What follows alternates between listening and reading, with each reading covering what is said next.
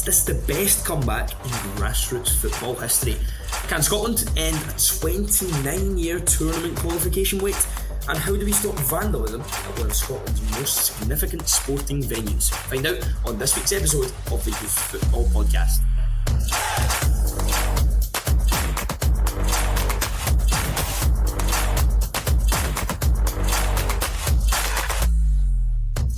Welcome back to the Youth Football Podcast. We're back for episode 17. I'm your host, Adam Binney, joined as ever by my co-host, Robbie McDonald, and two very special guest reporters today, Josh McCafferty and Anya Diggins.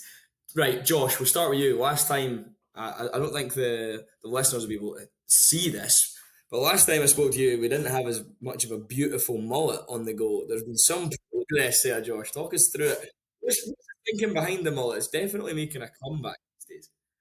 I know, it certainly is. My haircut before was pretty poor. It was just a short back and sides, so something a wee bit different, I thought. A bit like yourself with the curtains. So I've just went for it, and it's over a year now, or around about a year I've been doing it, so some decent progress along the way, definitely. I was going to ask, was Jota the inspiration, but I think you've gone for more like the classic mullet, haven't you? Yeah. I didn't really plan it. I just planned anything that I could get out of it because I didn't really know how my hair would go when it was long. But it's gone a bit curly at the back. But I was actually thinking this the other day. It's getting a bit out of hand now, so it might be getting trimmed soon. I'm not sure. Oh, devastating! Yeah, I don't know. Robbie, I would ask you about your trim, but I think you've had the same haircut since 2002. Keep it simple. Keep it easy. Know my barber. My barber knows what I want. Just get down to business. No, my barber. Your Barbie. Right, let's cut the nonsense about the haircuts. See what I've done there? Cut the nonsense. That doesn't matter. It's terrible. You're supposed to laugh. Come on, cue the laughter. Let's talk about the football because tonight Scotland will play Northern Ireland. I think that game will have already taken place by the time this goes out, but currently going into it off the back of a 4-0 defeat to the Netherlands. Anya, it wasn't pretty on Friday, was it? No, it wasn't. I don't really know what's happened to Scotland coming off such a good run to then go into friendlies and be defeated 4-0. I don't know if there's any positives they can take away from the game against Holland. I don't know if the players, I don't know if they're just tired. Obviously, it's been game after game in the leagues and stuff, so I don't know if it's been quite tiring for them. But hopefully they can pull something back against Northern Ireland. Yeah, Josh, I think that's now 6 games without a victory for Steve Clarke's side. But I think Steve Clarke and the success of his Scotland teams as of late has, given him that kind of cushion and allowance with the fans that it seems like these results for now are being accepted and tolerated, because we know, and I think we saw in that first half that Scotland played well. We've got good football players there and a good side, and I don't know if this is very un-Scottish of me, but I'm actually feeling quite confident going into the Euros, and I know that seems ridiculous off the back of a 4-0 defeat, but I think there were signs in that game that we can still compete at the top level and be a good side. And I wouldn't be surprised if tonight we totally demolished Northern Ireland. Yeah, definitely. You look at the run of games we've had, it's like the last 6 games without a win. But you look at the opponents, England, Spain, France, and then obviously Holland the other night. So it's been some really tough games we've had. And it's not like we've put in performances that have been absolutely shocking. Like, we've actually been playing well. You look at the England game, unlucky not to take something for that. Spain away, we were robbed. And then the other night, like you were saying, Holland were just played brilliant for the first 45 minutes, 60 minutes. And then obviously they make the changes, and that kind of affects the way things went. But I think definitely I would agree with you, pretty confident going into the tournament. You look at the 3 games upcoming before it, 3 friendlies are ones you're wanting to take 3 wins from. What is it? Northern Ireland, Gibraltar and Finland. That should be 3 victories and big victories.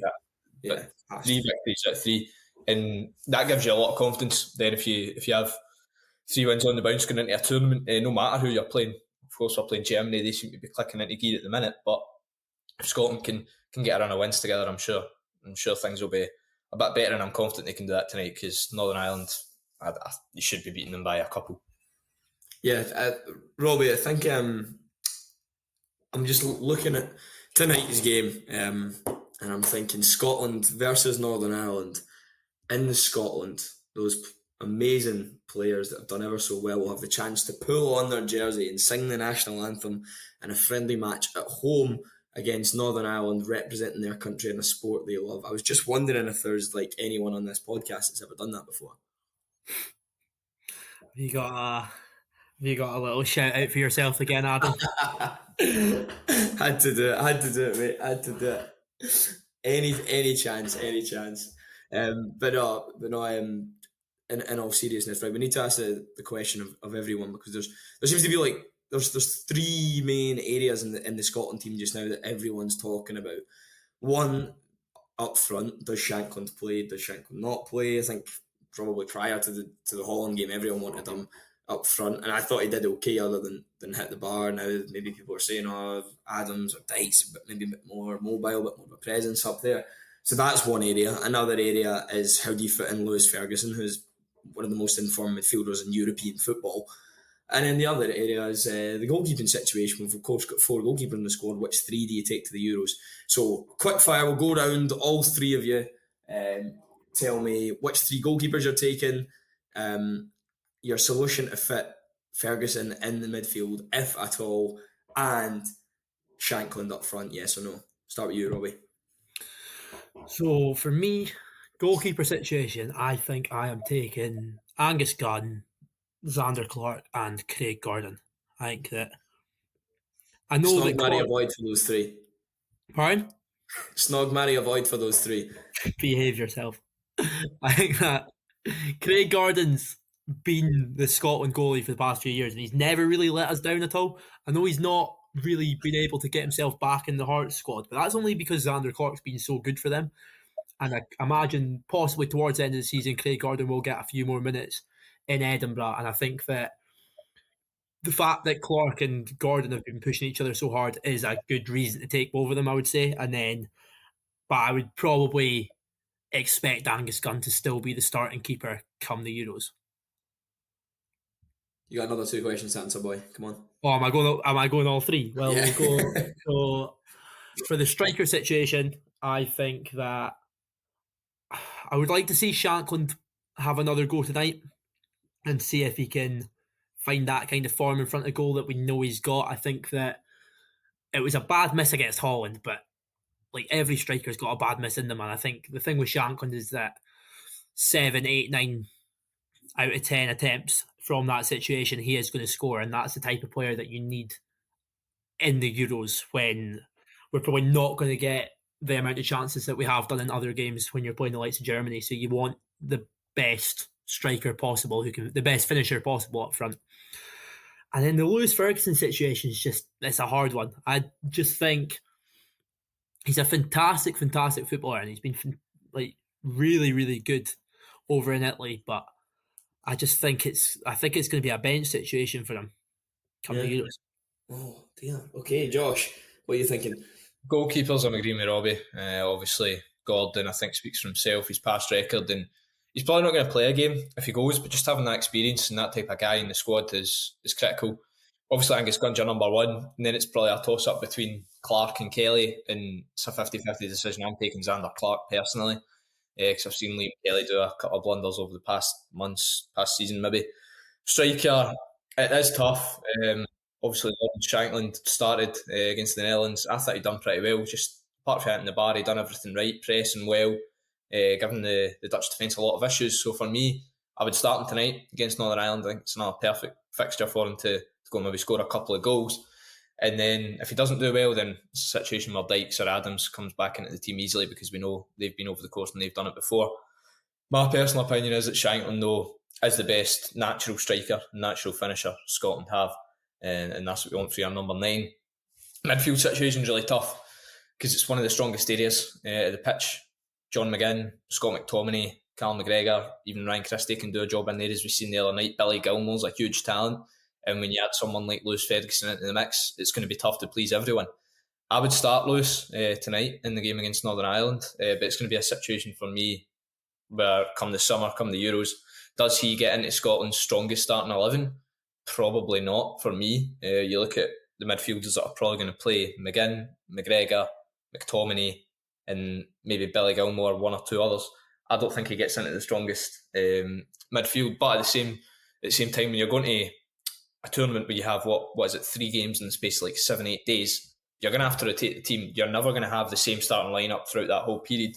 So at one point or another, Ferguson's going to have to come in and do a job much like all of the squad. You need a solid 16, 17 players in there who are capable, and Ferguson is one of those. So for me, he starts tonight and gets a chance to impress, because in fairness, we haven't really seen him in a Scotland jersey that much. Like, as much as there's been a lot of hype about him in Italy, and rightly so, we've not had the chance to see him. So it'll be good to get that tonight if he gets an odd, and we'll just assess the situation come the summer. And I would say he's a bit part player. He comes off the bench, he maybe starts 1 or 2 of the games and see what happens.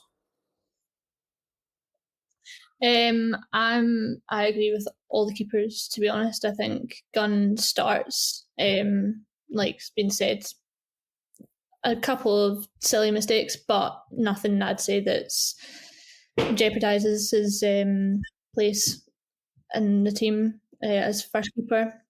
And Craig Gordon and Xander Clark, I mean, they're experienced. I think it's just a no-brainer to take all 3 of them. In terms of Lewis Ferguson, I agree. I think it's a really strong midfield, and I think there is going to be a struggle getting in there with the likes of McGinn and McTominay.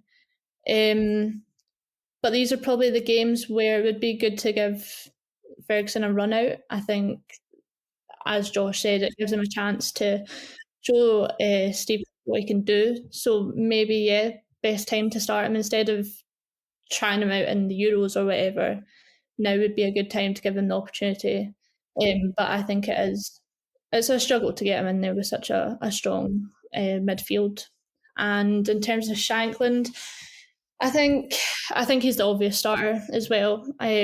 He's not, again, a couple of blunders here and there, but overall, I mean, he's got 20 goals in 30 matches or something in the league this season, so it's not as if his stats are really low. I think if you just keep giving him a chance, giving him the run out, then I think he'll be able to pull off a pretty solid number of goals in the Scotland team. We're all going quite similar then. Yeah, I'd go Gunn, Clark, Gordon. That's an order of preference for a starting position as well. Liam Kelly's just unsubscribed to the podcast as we speak.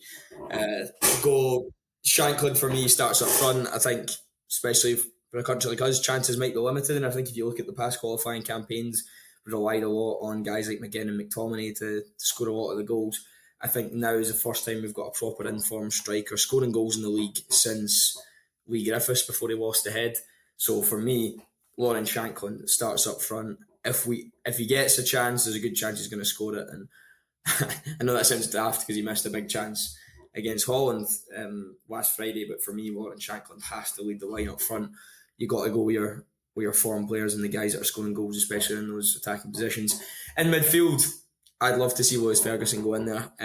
Perhaps do something similar to what we did on Friday with have maybe like Gilmore and Ferguson sitting, and then have like McTominay and McGinn create almost like a box and they play off Shankland. Kind of more of like a 3-4-3 rather than the kind of 3-5-2 we've played before. So are you leaving Callum McGregor out then? Yeah, for 2 reasons. One being that he hasn't been as great this season as he has been in previous seasons. 2 being he's currently injured. I think Callum McGregor is a really, really important player and has been brilliant for Scotland over the years.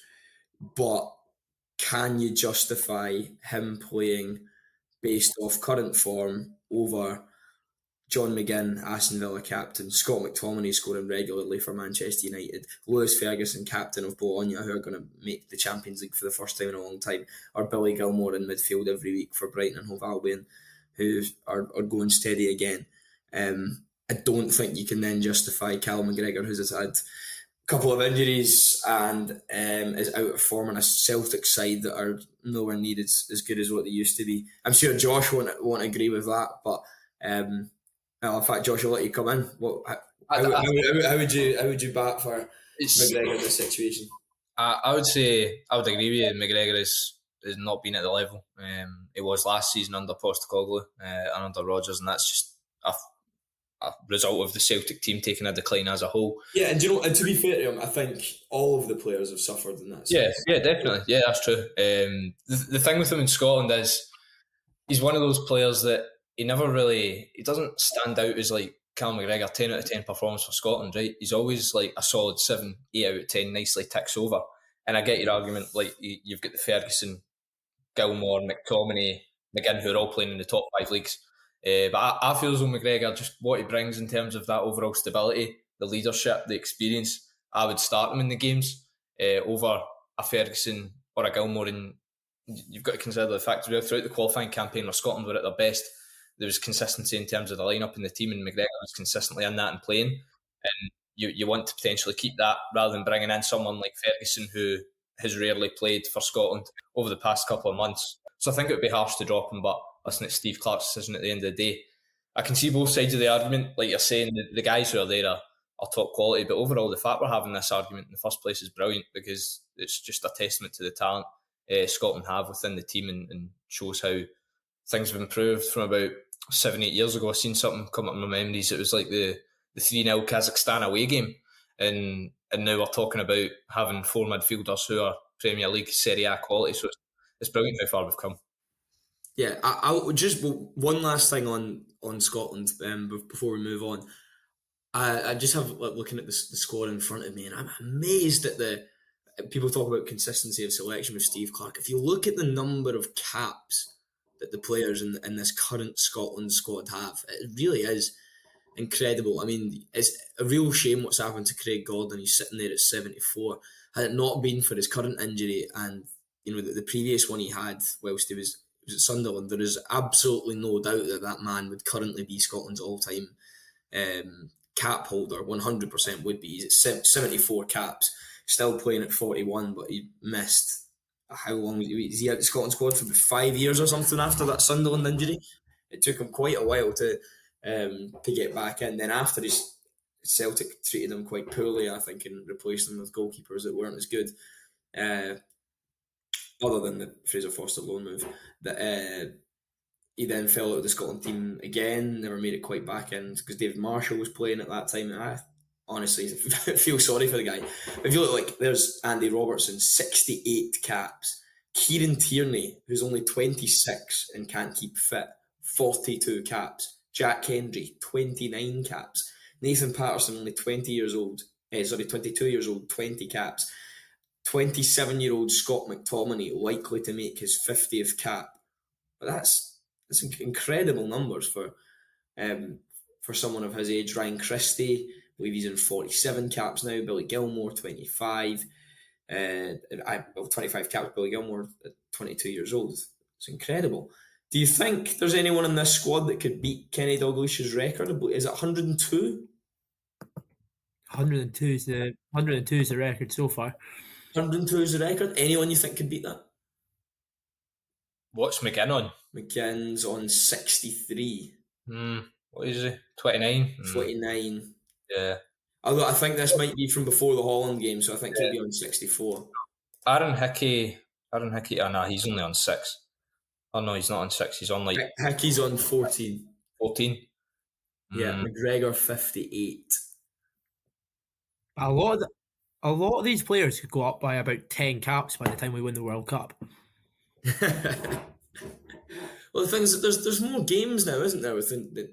How many international? So many games. If you take into account like the Nations League and things like that, like back when Kenny Dalglish was playing, there was barely any games other than the actual World Cup Euros themselves. Yeah. Maybe someone like Billy Gilmore, who's already eclipsed 25 and he's only 22. If he plays in every qualification campaign for the next 10 years, then he's going to get up there. The other one is the goal scoring one. Do you think McGinn could ever beat that? What's he on now? He's on He's on 18. The record's 30. He'll beat that. Do you I think? Yeah. I don't know. I don't know. John's got he's got about 6 years left in him, and 12 goals across what'll that be, like 3-4 qualifying campaigns, maybe 2 tournaments. I think he could reach that. Without a doubt, McGinn's going to score another 12 goals for Scotland. I don't think he will, because he's. Well, I suppose what's He happening. could do that by the end of the year, man. Yeah, let us draw San Marino and he'll score about 5 in a game. That's the thing. I just worry that as McGinn gets older, they'll move him further back to the pitch, and he won't. I'd move him further forward. Target man, hold up striker. It's brilliant. Well, maybe he might beat it. Maybe McTominay's getting his 50th cap tonight. I think he may be in with a shout as well. Players like McGinn and McTominay started their Scotland careers quite late. They weren't really in it as teenagers, like your likes of Gilmore and Patterson. Anyway, we're absolutely waffling. Robbie, there's been some Scotland youth teams in action in the last couple of weeks over the international break. Has indeed. We've got the Scotland schools under 15s are currently playing in a round robin tournament with Ireland, Northern Ireland, and England. The Bob Docherty Cup. This year it's being held at Athlone Town, which is actually the oldest team in the League of Ireland. They started yesterday. What year? Pardon? What year? 18 something. I thought you were gonna give us that. Yeah, nah, you've got it there, Robbie. 1887. So 1 year before Josh's Celtic. They failed to defeat yesterday against Ireland. Obviously, the host country fell down 2-0 down, but they did well to fight back. They got a goal through May Cruft. May's from Dunblane High School, and she plays for Hamilton Accies as well as the Dunblane FC boys team. So she's obviously a good talent for her age. Right, and then, let's stay on that topic. I wanted to talk about that. I think, especially when I was playing, grassroots as a kid, I think there was everyone kind of had one or two girls in their league who were playing for boys teams. As a kid, I didn't think it happened as much anymore. Interesting to get everyone's take on that, because you hear a lot of current professionals speak about how important it was for their development playing with the boys. I honestly didn't even know that that it was still happening. What do we think? Do we think that's something that should still be encouraged for those girls to benefit? I absolutely think so. Yeah, I don't see why there's any reason not. It's definitely something that should be happening now. Well, before I kind of hung up my youth football boots, a year, 2 years ago, there was still girls playing for opposite teams. So it's good to see, and they've got the talent to be there. So why shouldn't they be there? That's certainly something that should continue. Absolutely, Anya. I think. Well, I was at the under-9s game at the weekend, and there was one girl in both teams on the pitch, and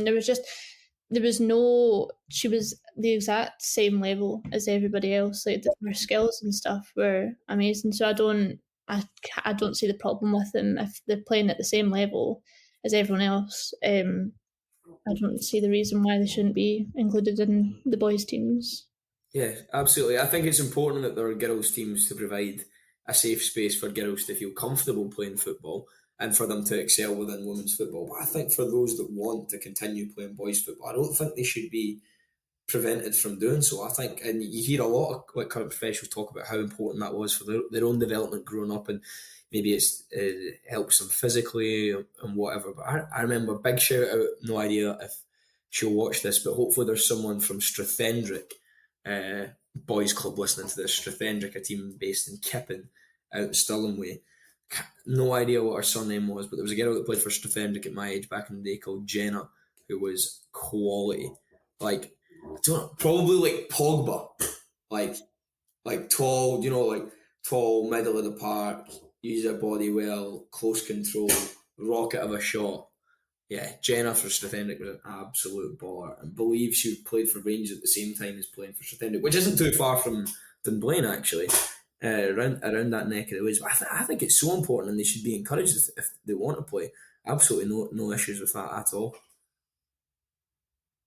I agree. I think that I remember having a girl in the team that we played for to about second year of school, and then when we went into Inverness Youth League, she then wasn't allowed to play. I don't know if that's kind of like a national rule or if that's just Really? Inverness. But Yeah, I think I seem to remember as a kid there was some issues with like changing facilities or something. That there was a reason as to honestly I can't remember. But I'm sure I remember something similar, Robbie, where like I don't think there were girls allowed to play in our school team. We had like in our year, top player plays for Falkirk, played for Scotland, Celtic and Rangers at the time she was at school and should have been in our school team but wasn't allowed to do so. And it's a shame because it would have made our side better. That might not be true, but I'm sure that's the reason she wasn't able to play.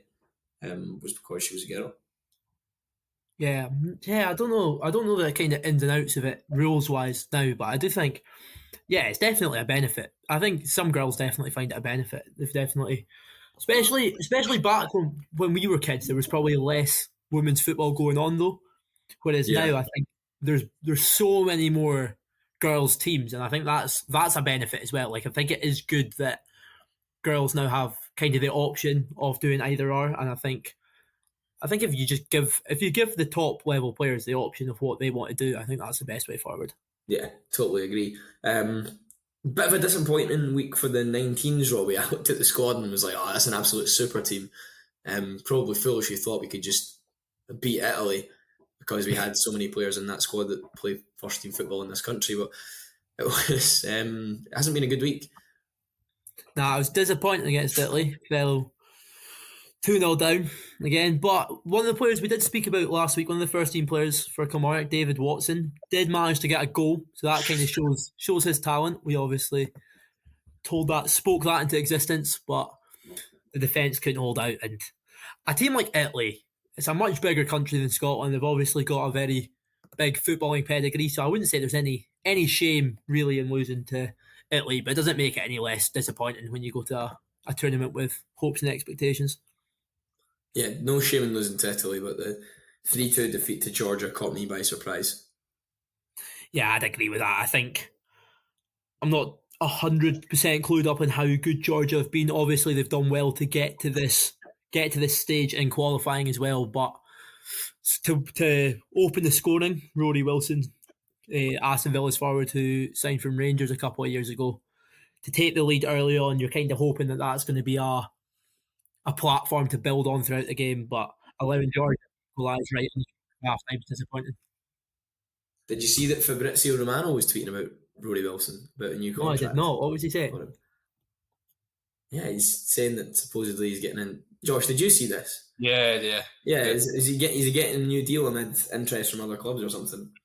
Yeah, I think so. It was quite a big move actually when he went down initially, because like his goal record for the Rangers Academy was insane. Like something like, what was it, 60 goals or something this season, something silly like that. And obviously doing well with Aston Villa down there. And there's a boy who went down to Aston Villa as well. I think he's 15, 16.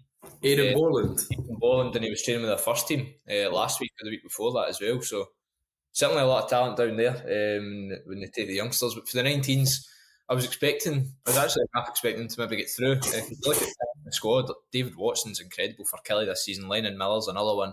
Bobby Wales doing well for Alloa.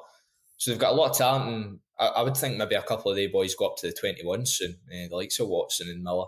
And it was a bit disappointing to lose the first two games, but Czech Republic this afternoon, they've got a chance to end it on a high and go out well. Yeah, I'm with you. I was surprised that Miller and Watson weren't included in the 21 side. But of course, that's up to Scott Gemmell to choose his squad. Anyway, Josh, I believe you went to go and watch Scott Gemmell's sides play Kazakhstan 5 years on from the humiliation of the men's A squad against the Kazakhs. Yeah, Scotland played really well actually. Scott Gemmell said it was some of the best attacking football he's seen the 21s play since he's been in charge. 4 goals, 3-0 up at half time, cruising it. Really, really good performance.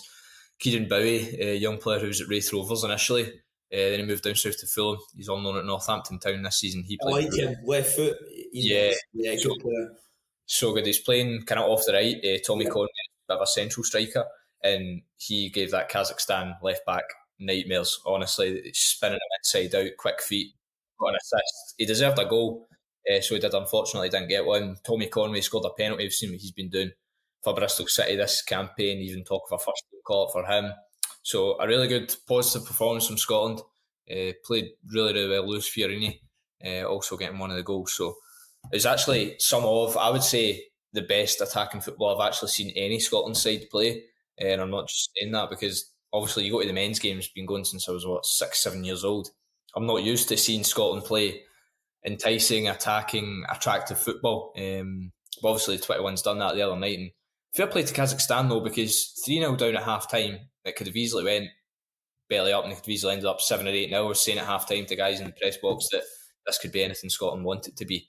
But Kazakhstan get their goal. And the penalty they scored was brilliant. It was actually a Panenka from the striker Jan Trufanov. So fair play to him. Forgot to mention Josh Doig's opener, absolute peach of a goal. Gets it on the left hand side and fires it into the top left corner. So brilliant strike for him, and he's doing really well. I spoke to him after the game and he was saying that there's a lot of similarities between kind of the way the first team works and the way the 21s work. But obviously for his position in the first team, there's just so much competition. You look at Andy Robertson, Kieran Tierney, Greg Taylor's getting called up, Aaron Hickey can play left back as well. So obviously I stand out for the 21s, Doig, captain in the side, and he's another one like Ferguson who's doing really well out in Italy. Recently got his move to Sassuolo. So really good performance from Scotland here. And listen, qualification for this Euros next year is a real possibility. A Scotland 21s team haven't got there since 1996, so it would be a 29-year wait if my maths is correct there. If Scotland do qualify for this, they're on the same level points as Spain. Spain are first, Scotland second. Spain do have a game in hand, and the next game for Scotland is against them in the 6th of September after they play a couple of friendlies next month. Spain are playing Belgium today at 6 o'clock. Belgium third, Spain first, all in the same points as Scotland. So that's a big game. So we'll keep an eye on later on tonight. But I'd love to see this Scotland team qualify. They certainly deserve it. So much talent within the team. The tournament's in Slovakia next summer, and even if they finish second, qualification is still a real possibility. So a lot of positives for the 21s at the minute. It's really great to see. Yeah, that was great. That would be really good to see the 21s at that tournament next summer in Slovakia. Sam Elliott wrote up an article for the YFS website with Scott Gemmell's words post-match after speaking to him about the victory over Kazakhstan. So if you want to go and head over to the website, you can read Sam's work and Scott's words. Robbie, the goals were flying in with the Scotland women's under-17 7-0 win over North Macedonia. Yeah, fantastic result to finish the campaign. They had a disappointing defeat to Poland before, and it was looking a bit more precarious on whether they would be able to get through the qualifier. But bouncing back with a 7-0 win is ridiculous, and especially Rangers 16-year-old Laura Berry scoring 5 goals in one match that's a day she's not going to forget anytime soon. Yeah, good to see her getting earning the fruits of all her labour. So bad. Your part getting worse and worse every episode, but it's got come on, that's worth a laugh at least. That's poor. Well. Right, back on at the grassroots football. The reason is that why you want the notes in so early, so you can just think up stupid puns? Just think of like terrible little puns, yeah. All right, fine, doesn't matter. Senior Skills Trophy Cup final. Robbie, I believe there's decent comeback for Aberdeen. Absolute ridiculous comeback from the Aberdeen secondary schools that were playing Fife yesterday in the senior trophy final. They had a bit of a nightmare start, falling 4-0 behind. You can't really start worse than that, but second half goals from Alberts, Buckle, Mackay and McCormack took the game to a penalty shootout, and then Aberdeen just kept up that momentum and scored all 5 of their penalties, where Hopkinson managed to save the decisive one to give them the victory there. Yeah, to be fair, I can sympathise with Fife. I was playing in a cup final once and we were 2-0 up, and it was like the game was divided into quarters because it was like roasting hot day in the middle of summer, so they just had water breaks. So we're 2-0 up going into the last quarter, and the other team are down to 10 men, and we lose the game 3-2. So I can sympathise with Fife. I can sympathise with them because I mean, How did that happen, Josh? Like, I don't know. I was playing centre half as well, so we're not really going to play that. we found the reason. But the goalkeeper, our sub goalkeeper, was brought on at left back for the last 15 minutes, and we conceded 2 goals from that position. So not to blame. Why did you do that? I don't know. He just wanted to get my medal or something. To give him minutes in a cup final, and we bottled it. So Fife, if anyone from Fife is listening, unlucky lads. I can see where he's come from. There you go. I'm sure they'll be comforted by the support of serial loser Josh. I've not even got a footballing medal to my name, except YFS Cup final last year is the only thing I've won. So that was a sheer robbery. Anya, I believe you had a chance to go to a game as well. Under 9s. This might be one of the youngest games we've covered in a long time. Tell us all about it. Yeah, it was really good. I think, first of all, it was nice to actually do it in the sunshine. Since I joined YFS in September, all of my PTCs and interviews have came away not being able to feel my fingers. But so it was nice. It was nice and sunny, and it was good to actually be able to conduct an interview without chittering. But so it was really good football. I think it was a W Academy against West of Scotland in the Glasgow District Youth Football League. I think under 9s, you think it's just going to be a bit of a runabout, a bit of fun on a Sunday morning, but they took the game very seriously, and I think it was really good to see the talent that came from both these teams. So much determination, it was very. There was a lot of teamwork, I think, and that's like some of the difference I've seen watching other games is they played as a team. There was no kind of course, it was a standout individual performances, but just the. That's impressive at that age as well, because I think you watch a lot of 8-year-olds and 7-year-olds, and it's like they're all just attracted to the ball, and it's all just heads down and dribble towards the goal. But by the sounds of it, it looks like these kids have played some proper stuff. Yeah, it was proper link-up play, getting the ball up the park instead of just one kid taking it all the way or trying anyway. But some great goals as well. I think the standout was in the closing minutes. It was Joey for the West of Scotland. He just took his chances. He just seen the goal and took his shot from yards out, and it just powered into the back of the net. So I think there's so much. It was really refreshing to see. Like there's a lot of talent coming up, and I have no doubt that these boys and Sophia, of course, as I said, being the only girl in the squad that day, I think they have the bright futures and where they're going to go. And I think the big takeaway from it was. I know we're going to talk about it, but the West of Scotland heading to the Holland Easter Open.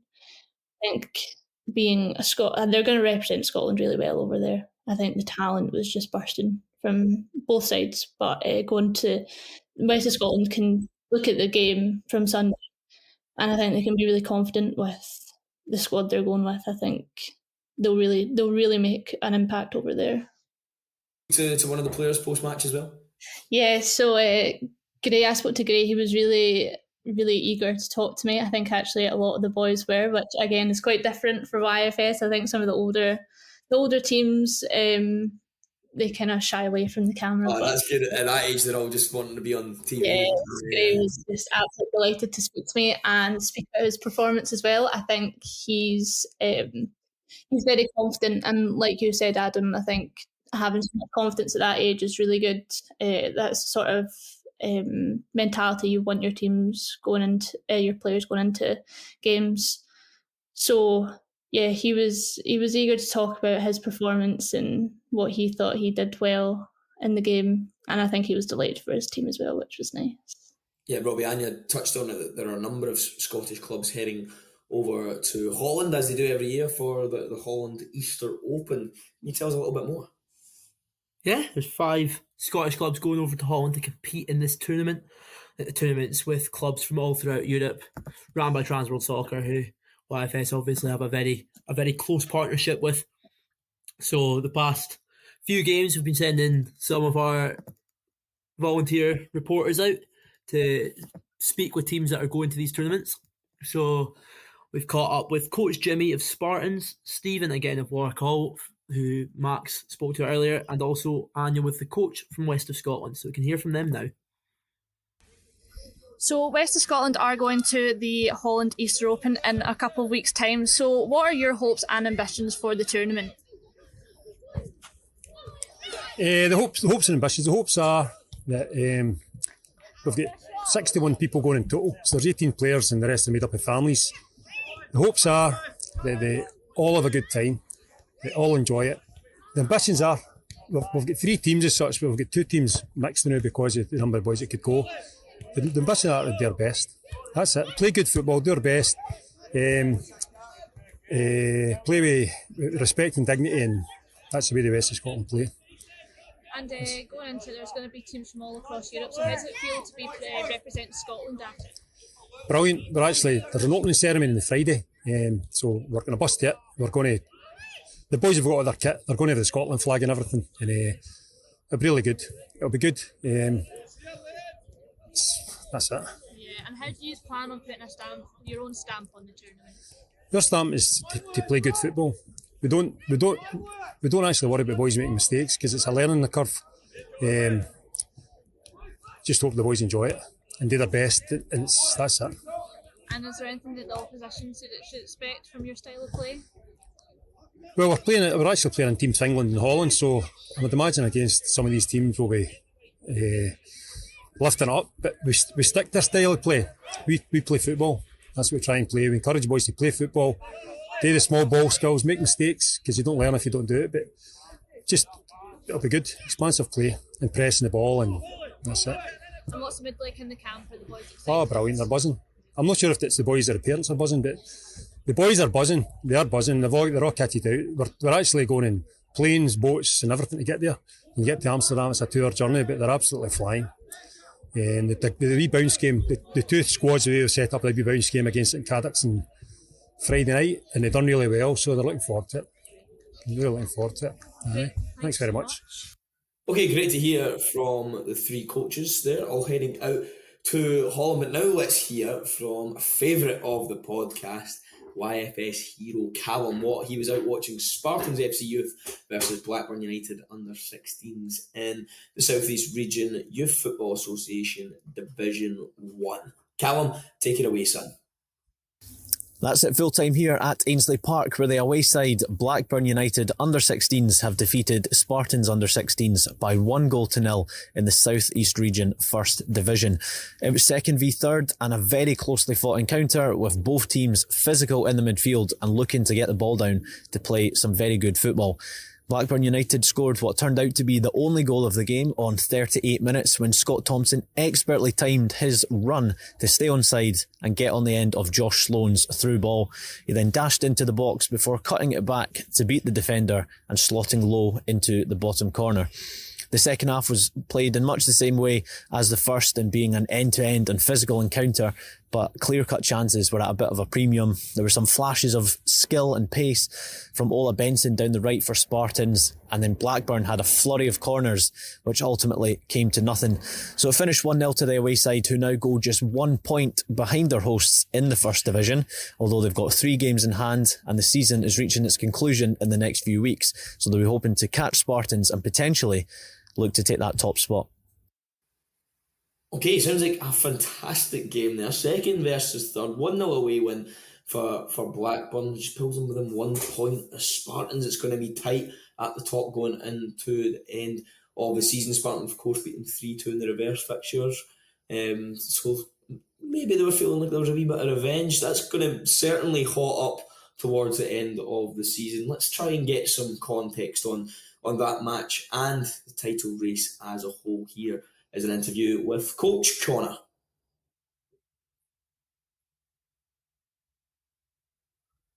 And Callum also spoke to Chris and Jayden. So I'm here with Coach Connor of Blackburn United under-16s. What was your thoughts on that game today against Spartans? Really good game. Really good game. Spartans are a good side. They beat us 3-2 at home earlier in the season, so we knew it was going to be a right tough game. Both doing well in the league, both up there in that kind of top four.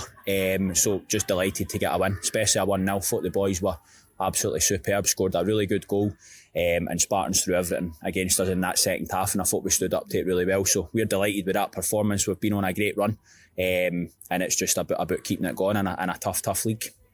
You touched on keeping it going there. That's you just 1 point behind Spartans. I think you've got maybe 3 games in hand. Are you hoping that you can keep going and overtake them eventually? Aye, for sure. We're aiming to go as high up that league as we possibly can. We played in West Lothian last year and won the West Lothian League, and we knew it would be a tough challenge coming here because there's top teams and we get a right tough game every week. But with the run that we're on, we've got points on the board, we've got games in hand, we're going to have tough games, but we fancy ourselves to finish as high as we possibly can. So we're looking to win every game. And you touched on it there earlier, a closely fought 1-0 win with your goal, very well taken goal, watching the line. Is that the kind of play that Blackburn play most weeks? It is. We try and play positive attacking football. That's what we really want for them. So we work a lot during the week on, movement off the ball, always having options to pass, and it was great to see them performing a goal like that out there on the pitch, because like you said, really good build up into the middle of the pitch. Scott the striker makes a run and the ball goes down the outside and he finishes really coolly. So that's what we look for, that's what we want the boys to do.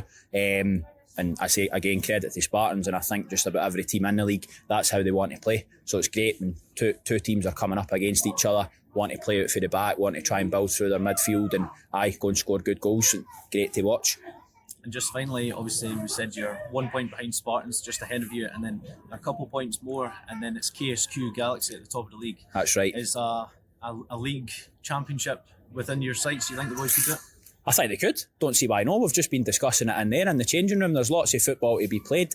We still need to play teams that are round about us. Edinburgh City, Musselburgh, Bonnyrigg, all really good sides, all really tough games, but we still need to play all of them. They all need to play each other. So we just need to win as many games as we possibly can, and then you never know. I wouldn't rule it out. Absolutely. Connor, thank you very much. Brilliant. Thank you to Callum Watt, as well as Connor, Chris and Jaden for speaking to us after Spartans versus Blackburn United under-16s. Okay, last podcast we spoke about Rangers' victory over Dundee United in the Scottish Youth Cup. They've since found out their opponents as Aberdeen cruised to a 7-2 victory over Ayr United. So that will be the final. Rangers will take on Aberdeen. So if you want to hear all about the Aberdeen's 7-2 victory over Ayr United, head over to the YFS website and you can read Brendan Cooper's match report. Robbie, I believe you wanted to chat a little bit about the Cathkin Park fence just before we close up. Yeah, of course, Cathkin Park is the kind of old home of Scottish football, the old Hampden Park. It's hosted. Is that the second Hampden? Second Hampden, yeah. So it hosted Scottish Cup finals. It's hosted Scotland-England games throughout the kind of late 1800s. But there's been some controversial news that's just come out that they're planning to put up a fence around it. The Jimmy Johnson Academy, who kind of own that bit of ground now, leasing off the Glasgow Council, have been trying to maintain the park, but they've had a bit of trouble doing so. There's been lots of problems on the playing surface, lots of like dog mess, broken glass, barbecue burns. So they're thinking that the best way to deal with that now is to put up a fence with keep out signs. It's brought a bit of controversy. There's been a petition set up against the fence. Locals quite annoyed about it, and especially the sports historian Jed O'Brien, who's like the curator of the Scottish Football Museum, he's firmly against the fence. He said that the difficulty is that they're doing it on possibly the most important heritage football site in the world, and they should be trying to save and protect and preserve the heritage of world football, because that's what this is. But I think the Jimmy Johnson Academy would come back at that and say it's just too hard for them to maintain when there's so much like kind of misusing of the facilities. It's a really tough one because I sympathise with both sides. Yeah. And I don't know if this is like the romantic in me, though. I would just like it to remain as is and untouched. And I really feel for the Jimmy Johnson Academy, because I know they put a lot of work and a lot of time and a lot of money into that facility. And obviously, they're wanting to play youth cup finals there on a top quality grass surface and all of the rest of it. I think for me, given like its importance to Scottish football, and I think has anyone watched the Degree Scott documentary recently that was on BBC? I think when you realise like how important Cathkin Park is and to not just Scottish football but to football as we know it, like modern day association football, like that's a World Heritage Site. So I don't think there should be a fence, but I'll be interested to open the floor to debate because I do understand both sides. I think it's a tough one, definitely. Like you're saying, you can see both sides of the argument. Obviously, it's a historical place and you want to preserve it. If you're a local there, I don't know if there's any other parks nearby that you can go to or anything like that, but if there is significant damage, then is there a way to prevent that? Is it only going to get worse? There's two sides of the argument. That's the most disappointing part for me, Josh. Yeah, definitely. That's happening in the first place because it is such a historic venue and the fact that there's clearly been signs of vandalism. That's really disappointing. Yeah, definitely. Football's one of the biggest things in this country. It's the national sport, and the Scotland national team is something that unites the country. We'll see it this summer when the Euros take place, and we've seen it before.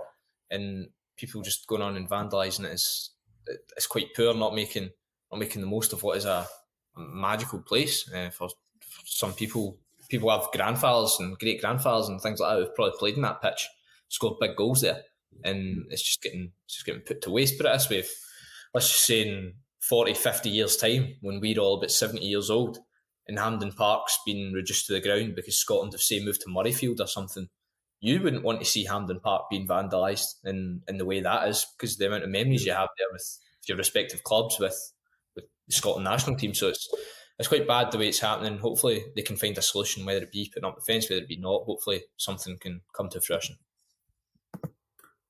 Robbie, thoughts? Yeah, I agree. I think I agree with you, Adam, that it's just you don't want to see places like that fenced off to the public.